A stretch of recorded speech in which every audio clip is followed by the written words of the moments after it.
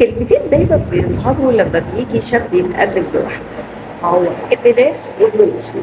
بس يا ترى انت هتختاري مين فيهم، ابن الناس ولا ابن الأصول؟ سهل عليك الاختيار، فأنا محتاجة الأول أقول لك الفرق ما بين مصطلح أولاد الناس وأولاد الأصول. أولاد الناس مصطلح ابتدى يظهر معانا مع مجيء المماليك مصر في أواخر عهد الدولة العباسية، فكانوا بيجيبوا معاهم أطفال مجهولة النسب من شرق أوروبا وشمال شرق آسيا عشان يستخدموهم كجنود في الجيش المصري.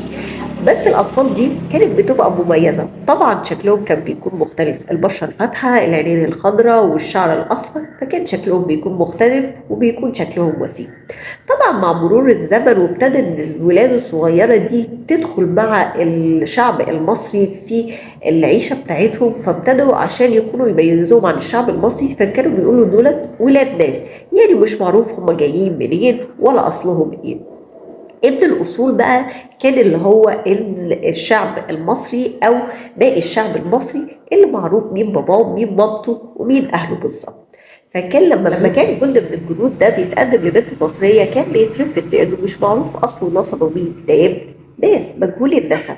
لكن مع تدهور الحالة الاقتصادية في مصر وإن الجنود اللي كانت في الجيش المملوكي ساعتها كانت معاها الفلوس أكتر من ابن الأصول، فابتدت ساعتها البنات توافق عليه وابتدت تستغل ميزة شكله الحلو وإن هو يكون وسيم وشعره أصفر وعينيه خضراء في اللي هي توافق عليه.